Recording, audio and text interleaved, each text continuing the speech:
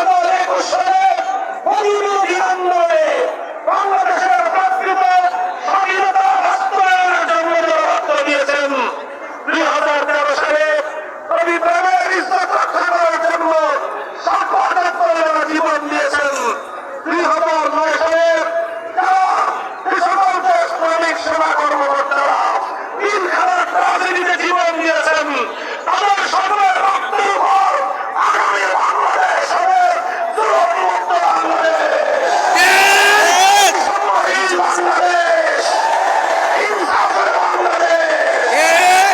সংগ্রামী সাথী ও বন্ধুগণ, ইনশাআল্লাহ আজ বাংলার প্রতিটি প্রান্তে প্রান্তে এদেশের মানুষ নতুন করে জাগ্রত হয়েছে, নতুন করে মানুষ জেগে উঠেছে।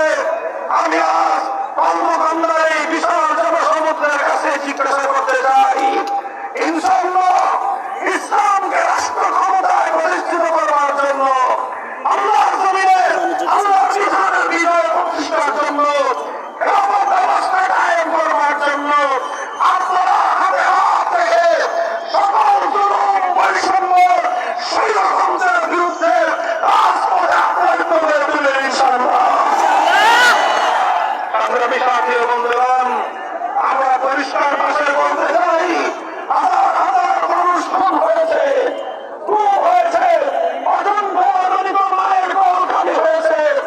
এই সকল রক্তের বিনিময়ে যেই জুলাই বিপ্লব প্রতিষ্ঠিত হয়েছে, সেই জুলাই সনদ বাংলার মাটিতে আদেশের মাধ্যমে গণভোটের মাধ্যমে কার্যকর করতে হবে। তারপর জুলাই সনদ গণভোটের মাধ্যমে কার্যকর হওয়ার পর জাতীয় সংসদ নির্বাচন অনুষ্ঠিত হবে। সেই জুলাই সনদের ভিত্তিতেই হবে জাতীয় সংসদ নির্বাচন। সেই নির্বাচনে প্রতিদ্বন্দ্বিতা থাকবে, কোন সন্ত্রাসবাদের প্রশ্রয় হবে না।